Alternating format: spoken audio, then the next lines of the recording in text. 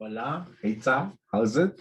So I thought let me give stand-up a shot.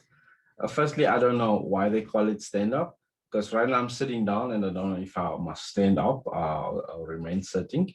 Uh, I just hope it's not going to affect the punchline.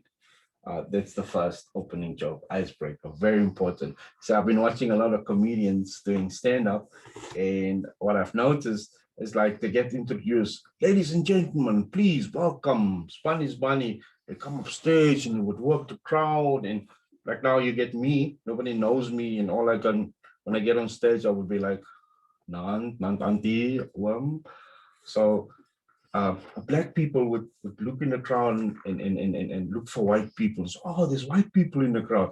But that's the first fuck up because now they have to speak some English and some Afrikaans if they can, and it just mess up the whole egg. Now, Khaled has got the advantage of knowing some Afrikaans, some of them. And besides that, they have this hilarious comic sense, wicked sense of humor, great storytellers. You see, colors come from a school called Guara Guara, way back from primary school. Now, all Guara Guara is the roast of Spanish Bunny. The only difference is the stage. And Guara Guara normally ends in tears because once something gets personal, you'll hear things like "Hanme yo korro kop," and it normally ends in your master puss.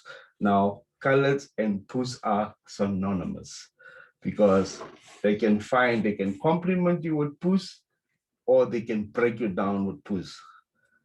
That's wicked because the very same person that's been dishing out all this jokes, and now somebody gets personal and tell him that about his boss lips and why his parents are moved whilst they send him to the shop to buy 10 bunnies, will get personal. But let me stop with colors. Just now I get pushed. I don't want that. White people. So why does white people always make jokes about sex? Yeah, sex. Like mate night. I'm like, bro, you can't even know your wife properly. And it's like, oh, you sissy and bread, spring haar laat jou wys. So, but they're only doing this to show me that they're not racist. Most all of my white friends, as at one point admitted that they had sexual relationships with their domestics. Now, it only stopped because their wives wouldn't allow them in the recruitment process anymore. So now all they have is old Aunt Joanna walking around there in the house, and poor Tandeka is at home trying to raise Jason, her son, telling him not to guara everybody and stop saying puss puss all the time. I hope this was puss hilarious.